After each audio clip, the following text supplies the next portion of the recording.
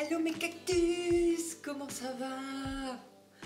Comment ça va ce matin, ce début de semaine, même si les vidéos sont postées en après-midi.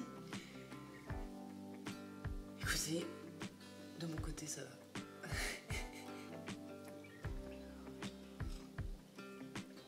Je suis chamboulée, ok? Je suis actuellement chamboulée, encore, toujours. J'ai l'impression que ça ne s'arrête jamais. Il faut bien comprendre que je suis passée de ça, ok, de ça en mode moi, enfermée dans moi-même et étouffée par tout le monde, moi-même, ce que vous voulez. Voilà, en plus c'est devenu rouge, voilà, parfait. Ça. Zone complètement déconfortable. C'est quand ta zone de confort t'auto-détruit. Elle te colle même plus à la peau, ta zone de confort, elle est rentrée avec des épines, tu vois. Bon, ça, en un an, à ça, depuis hier, à ça. C'est-à-dire que j'explose ma zone de confort. Ok. Je l'ai explosée. Et j'ai l'impression qu'à chaque fois, je réexplose les limites possibles de cette zone de confort. Or, il faut bien comprendre un truc, c'est qu'on n'appelle pas ça zone de confort pour rien. C'est que c'est confortable. Et les limites que l'on soit se crée naturellement, soit que l'on découvre, hein, on peut découvrir qu'on a des limites physiques, on peut découvrir qu'on a des limites... Bon, bref, j'en sais rien, moi. Franchement, maintenant, je n'en sais plus rien. Parce qu'à chaque fois que je pense avoir un petit peu défini quelles étaient les limites du cadre, que celui-ci, je le fais exploser et on se retrouve à l'étape encore... Ça ne s'arrête jamais. Ça ne s'arrête jamais. Et le problème, c'est que je vous jure, les gens, ils sont en mode... Ouais, mais c'est cool, tu sors de ta zone de confort. Mais ta gueule, quand est-ce que tu sors de ta zone de confort, toi? Excuse-moi, mais est-ce que toi, quand on te demande ce que tu fais dans la vie ou ce que tu voudrais faire ou autre, t'as à peu près 3000 idées à la minute qui te viennent parce qu'en fait, ce qui définissait ce que tu faisais, ce que tu es ou ce que tu aimerais faire explose chaque jour. Je veux dire, non, la plupart des gens, ils restent dans leur zone de confort et de temps en temps, ils en sortent pour des vacances ou voilà, pour se sentir vivant à un moment donné dans leur vie. Mais très peu de personnes le vivent au quotidien, ok? Parce qu'on a aussi besoin de savoir un peu où est-ce qu'on se situe et voilà, quelles sont mes limites. C'est rassurant de savoir que je peux pas dépasser ça et puis que là-dedans je suis douée et puis le reste je sais pas et c'est pas très grave parce que je m'amuse bien là où je suis et c'est cool. Pourquoi? Cécile, pourquoi tu fais ça? Pourquoi tu exploses cette zone de confort chaque jour? Là, ça t'a pas suffi, genre là, les aventures, les machins, les trucs, ça t'a pas suffi. Il faut que tu ailles toujours plus, quoi, toujours plus loin. Oh, quand est-ce que ça va s'arrêter? J'ai l'impression que ça va jamais s'arrêter. C'est-à-dire que ça va être comme ça tout le restant de ta vie. Alors jusque-là, à chaque fois, c'était de la merde. Et maintenant, à chaque fois, tu vas être hypé pour un nouveau truc, une nouvelle idée, un nouveau machin à tester. Quand est-ce que tu t'arrêtes? Quand est-ce qu'on se dit, ok, ouais, je pense que là, c'est bon, j'ai mon domaine, je maîtrise et... ça va, enfin, j'ai pas besoin d'aller plus loin. Est-ce qu'il y a besoin d'aller plus loin? Non, moi je crois pas avoir besoin d'aller plus loin, donc je m'arrêterai là. Quand est-ce que vous dites ça? S'il vous plaît? Est-ce qu'il y a une Jiminy Cricket, une bonne conscience qui vous souffle les mots? Parce que moi, elle n'existe pas. Cette petite voix dans ma tête, elle me dit le contraire. Oh, putain, bon, c'est gueulante, mais il faut que je vous explique le pourquoi du comment. Donc, tout a commencé.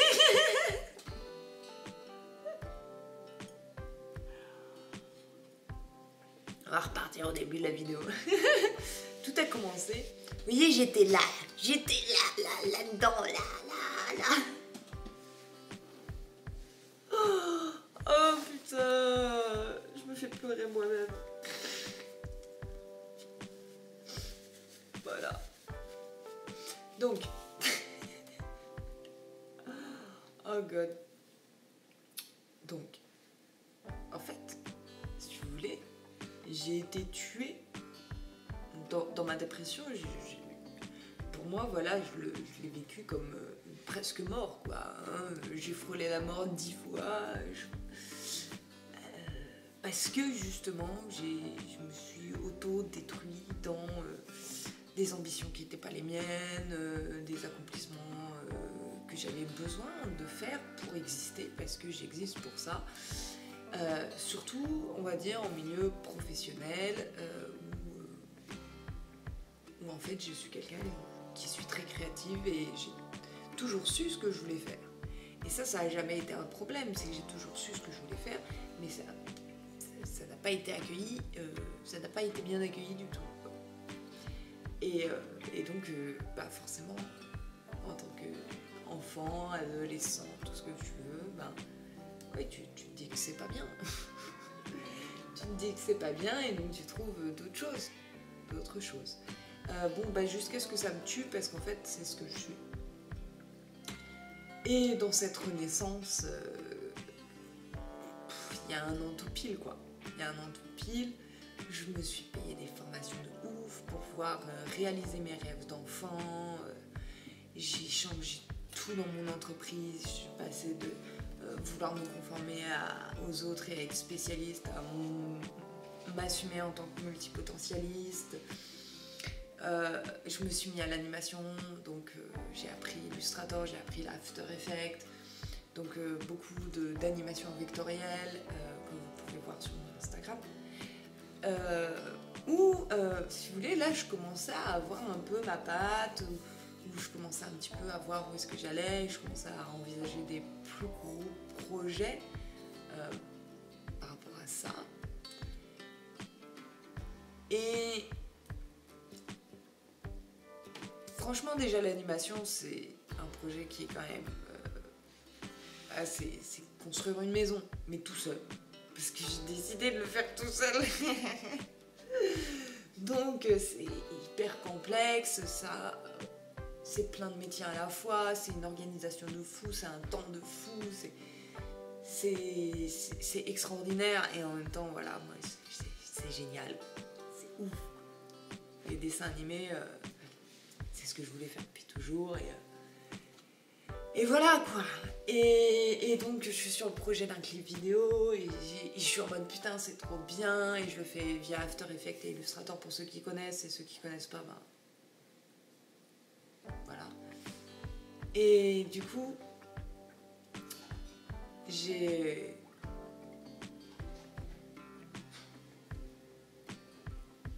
y a des gens, voilà, partez.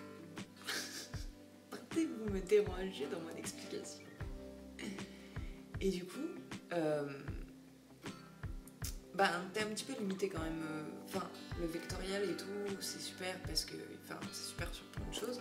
Je reprends tout de suite. Donc du coup, je disais, le vectoriel c'est super pour plein de choses. J'ai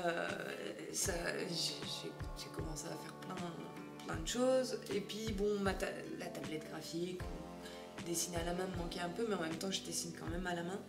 Donc ça me gêne pas trop, mais en même temps, voilà, on va dire, j'avais commencé un peu à établir un petit style que j'avais en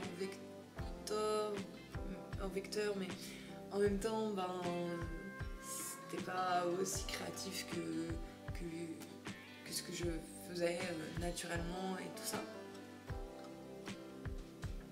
Et puis sur Insta, là-bas, je sais pas, je rentre en communication avec une personne là qui fait des études d'art, ok, ok, et du coup montre un peu les animations qu'a fait cette personne, hein, je sais pas de quel genre elle est, ou de quel sexe. Et du coup, pas forcément, enfin j'ai été éblouie quoi. J'étais trop éblouie par ce qu'elle faisait, et genre, waouh quoi. En fait, c'est ça que c'est ça que j'ai toujours voulu faire en vrai, tu vois. Mais j'ai pas fait d'école, enfin j'ai toujours quand même ce complexe de, ben en fait, j'ai jamais de ma vie fait des études d'art, j'ai jamais eu de prof, j'ai jamais. Donc, bon bah en fait, je fais tout moi-même, et ben les écoles d'art coûtent tellement cher que je peux vous dire que les gens qui en sortent, ils en sont fiers et la ramènent beaucoup là-dessus. Et c'est un peu bête, ouais, de se sentir inférieur par rapport à ça, parce qu'au final, il n'y a que le résultat qui compte. Mais je peux vous jurer que voilà, quand tu sors d'une école d'art, tu te la ramènes à ce sujet. Ce qui peut créer des complexes pour les autres personnes qui n'ont pas pu se les payer, parce que la plupart sont payantes, puisque les écoles publiques sont tellement dures d'accès. Et en fait, si tu veux y accéder, il faut que tu fasses des classes préparatoires qui sont payantes. Donc ça revient au même. Vous m'avez suivi. Donc bref, le système là-dedans est un peu très compliqué, et il faut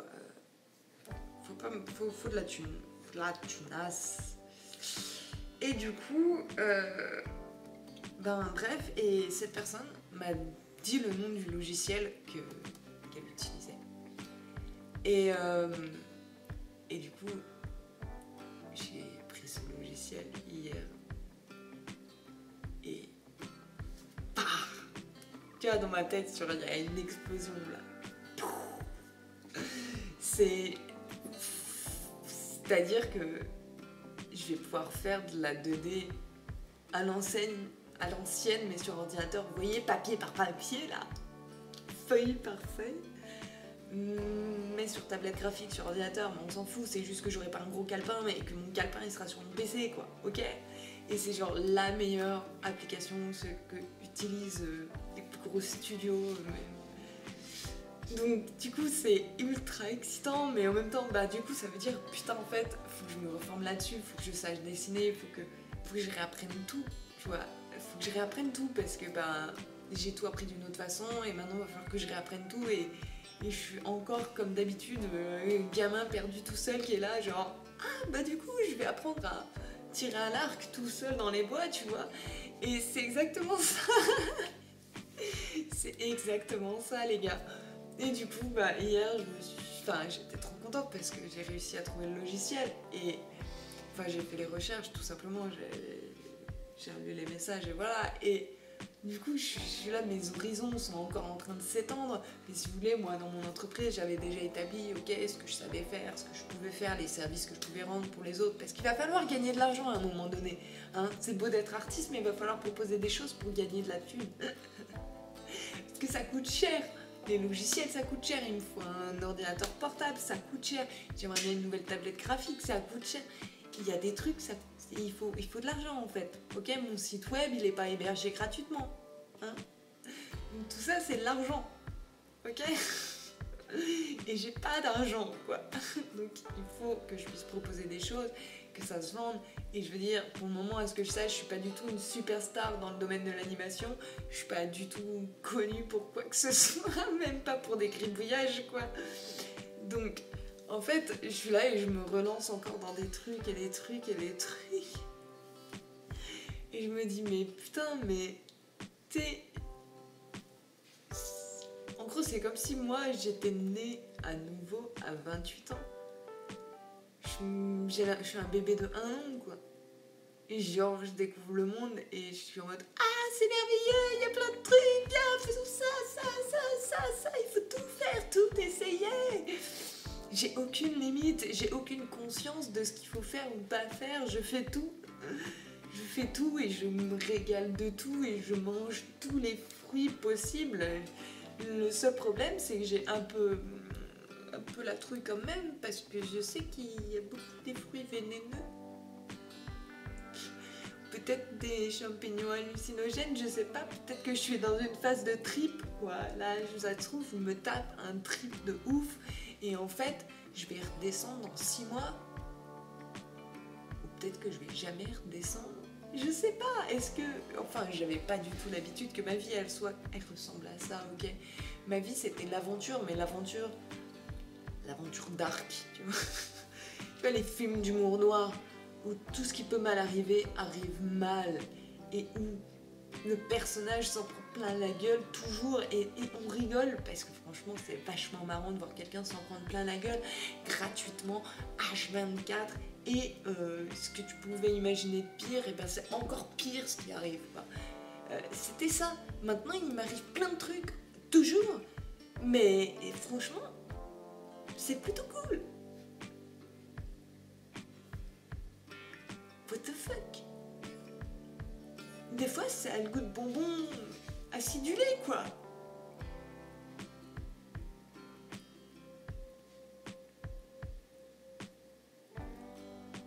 Mais je ne sais plus appréhender ma vie. On en est où? Excuse-moi, j'ai besoin d'un topo, life.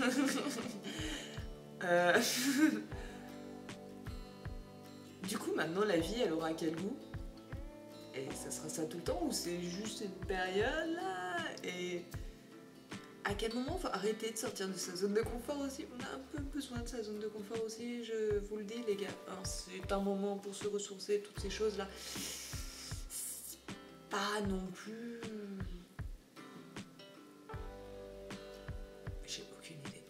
J'ai aucune idée, je vous dis, en ce moment, je suis nue dans la forêt. Et je cours en mangeant des baies. Je mange les framboises et les mûres et toutes les fraises sauvages des bois que je peux trouver, les cerises dans les arbres, les grappes de raisin. Je mange tout. Tout ce que je peux manger, je mange. Je sais pas pour combien de temps j'en ai à vivre. Sur ce, je vous laisse mes cactus. Dans ce putain de moment de désarroi. Ouais. Est-ce que quelqu'un d'autre vit ça? En tout cas, je pense que c'est un moment charnière dans ma vie. Souviens-toi, petit cactus. Je sais pas pour qui je me prends. Je vous aime.